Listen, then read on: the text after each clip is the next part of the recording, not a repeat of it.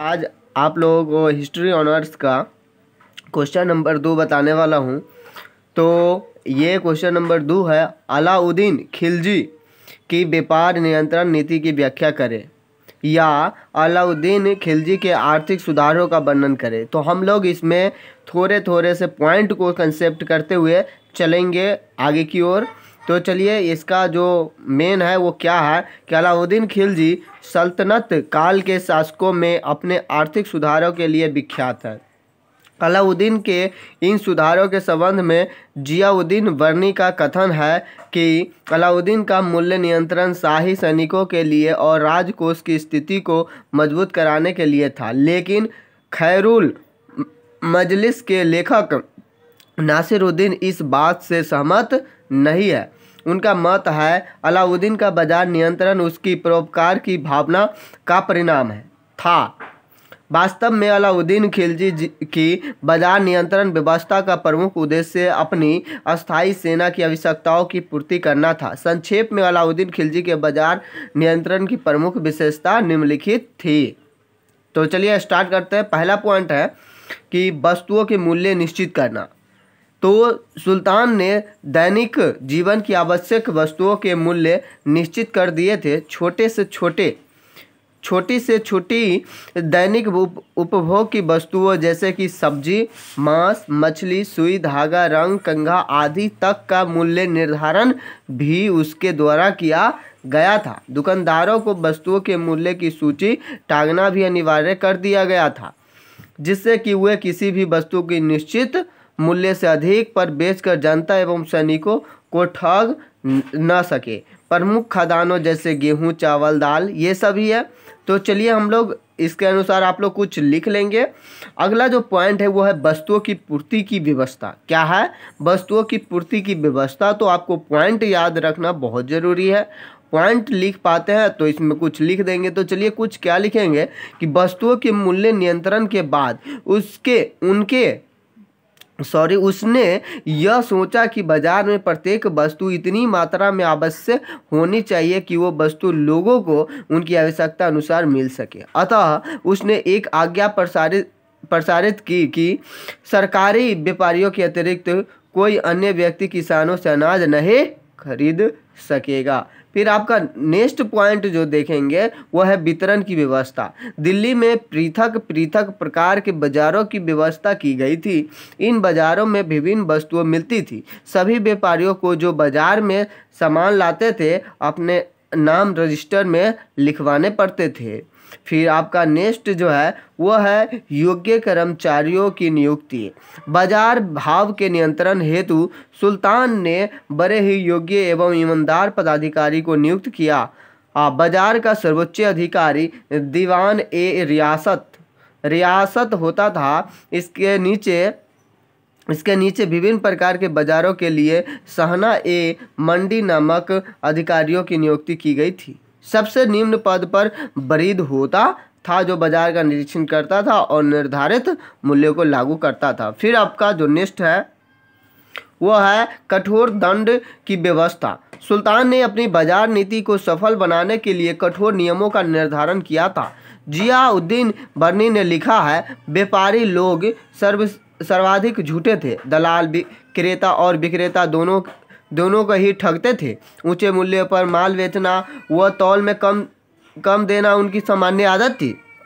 इस छल को समाप्त करवाने और आदेशों का पालन करवाने के सुल्तान ने कठोर दंड देने का आदेश दिया था। फिर आपका क्या हुआ कि बाजार नियंत्रण का परिणाम क्या हुआ, उस पर बात करते हैं। तो अलाउद्दीन की बाजार व्यवस्था से सुल्तान और प्रजा दोनों को ही व्यवहारिक दृष्टि से कई लाभ हुए। एक ओर प्रजा अपनी आवश्यकता की वस्तुओं खरीद कर सुखपूर्वक रहने लगी और सुल्तान के निरंकुश होते हुए भी उसकी प्रशंसा करने लगी। दूसरी ओर राजकोष में धन की वृद्धि होने लगी, जिसके परिणाम स्वरूप अलाउद्दीन अपनी अस्थायी एवं विशाल सेना को समुचित प्रबंध करने में सफल हो सका। लेकिन इस व्यवस्था से व्यापारी एवं दलाल असंतुष्ट रहने लगे और वे सक्रिय व्यापार के प्रति उदासीन हो गए, जिससे व्यापार एवं कृषि की अवनति प्रारंभ हो गई। वास्तव में अलाउद्दीन के आर्थिक सुधार लोकहित के प्रयोजन का परिणाम नहीं थे। उसका बाजार नियंत्रण केवल दिल्ली तक ही सीमित था। अन्य भागों में वस्तुएं चौगुने भावों में बिकती थी। अलाउद्दीन खिलजी की आर्थिक सुधार क्या हुआ? अलाउद्दीन ने आर्थिक स्थिति सुधारों के लिए निम्नलिखित आर्थिक सुधार किए, जिसमें से क्या है?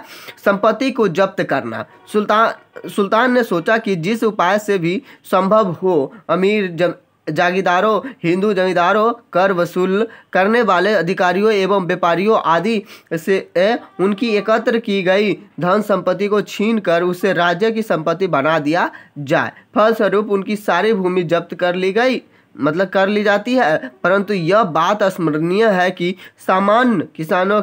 सामान्य किसानों से भूमि नहीं ली गई थी।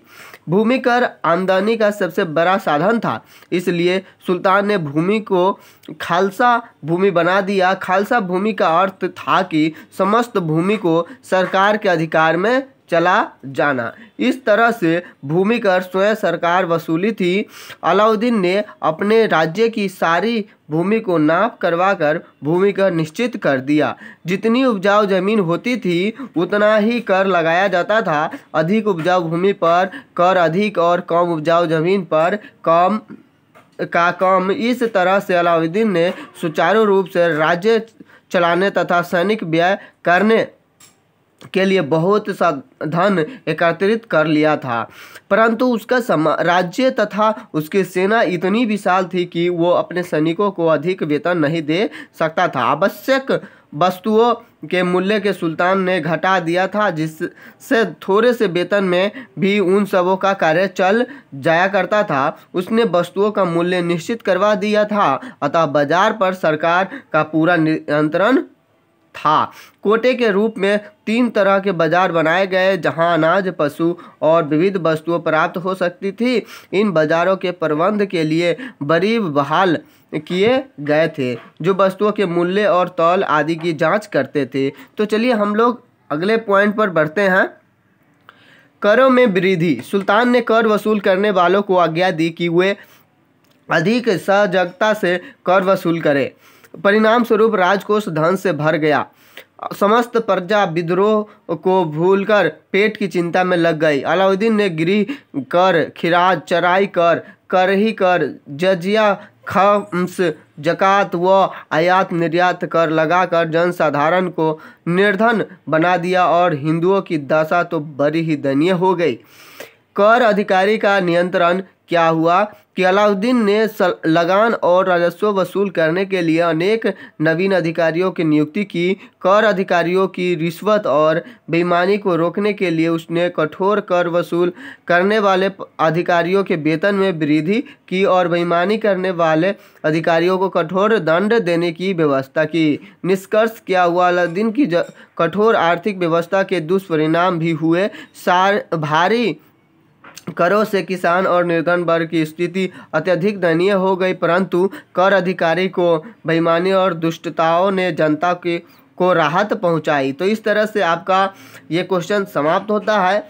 तो आप लोग ज़रूर क्वेश्चन को देखेंगे और डिटेल में इसको ध्यान में रखेंगे, क्योंकि आपको पॉइंट को ज़्यादा समझना है, जैसे कि करों में वृद्धि, कर अधिकारी का नियंत्रण। अगर इस बातों को भी ध्यान में रखते हुए आप इसको क्वेश्चन को ध्यान में रखते हैं तो आप वहाँ पर बहुत अच्छे से लिख पाएंगे। तो फिर मिलते हैं आप लोगों के साथ नेक्स्ट वीडियो में। Thank you for watching.